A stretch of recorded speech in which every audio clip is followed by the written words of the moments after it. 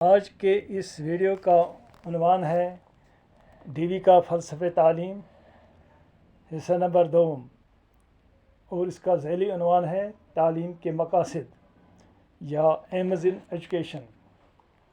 مدعا یا ایم کا معنی ہے باعمل مقصد کرنا، نہ کہ ایک خودکار مشین آٹومیٹک مشین کی طرح کام کرنا۔ سب سے پہلا مقصد تعلیم کا یہ ہے کہ وہ ترقی یا عروج کا ایک عمل مسلسل ہو۔ سب سے پہلے یہ ایک بچے کو بالغی یا ایڈلٹہڈ کی ذمہ داریوں کے لیے تیار کرے اور اس کے مستقبل کا خوب خیال رکھا جائے اور اس کو مستقبل میں ڈالنے کی رہنمائی کرے۔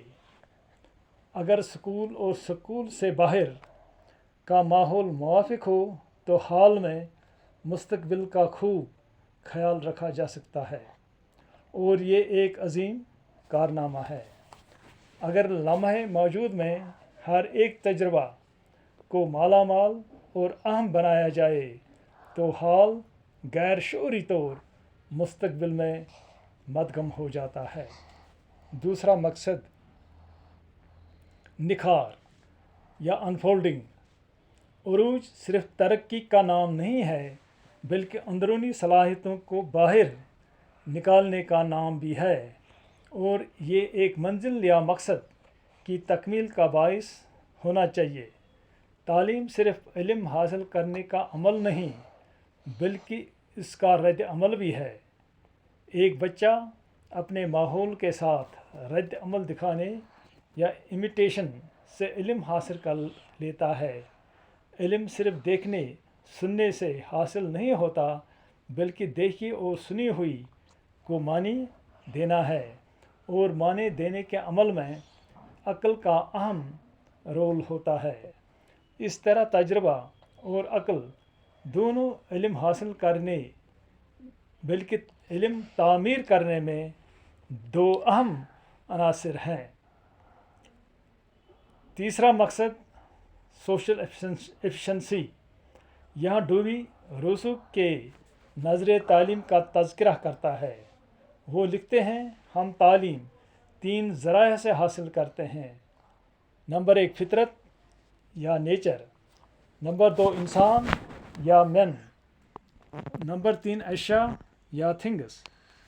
فطرت سے ان کا مراد انسان کا جسم، صحت اور طاقت ہے۔ ان تینوں کو سنوارنے سے بچے کی اندرونی صلاحیتوں کو ابھارا جا سکتا ہے۔ بقول Rousseau, children are always in motion, a sedentary life is injurious. ان کا ماننا ہے کہ ہر ایک بچے میں اپنا ایک علیحدہ مزاج اور صلاحیتیں موجود ہوتی ہیں، مگر ہم ان کو یکساں تعلیم اور یکساں توجہ دے کر تباہ و برباد کر دیتے ہیں۔ اسی مضمون میں ڈیوی لکھتے ہیں کہ تعلیم کا مقصد بچوں کو بہترین شہری بنانا ہے اور خیر کل یعنی یوٹیلیٹیرینزم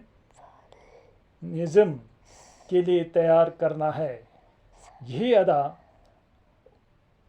اس کی خودی کو مضبوط بنا سکتی ہے اور بچے کی خودی کو سماجی بہتری کے لیے سود مند ثابت ہو سکتی ہے۔ اس سماجی بلائی کو ڈیوی کلچر بولتے ہیں۔ وسیع معنی میں تعلیم کا مطلب زندگی کی سماجی پہلو کی ترقی کا نام ہے۔ ہر فرد جو پیدا ہوتا ہے مر جاتا ہے، لیکن سماج زندہ رہتا ہے، اور سماج بھی لگاتار خود نمائی یعنی سیلف رینیول سے پھیلتا پھولتا ہے۔ زندگی ہر دور میں بدلتی ہے، اس کے پہلو پہ پہلو تعلیم کا سنورنا بھی ضروری بنتا ہے۔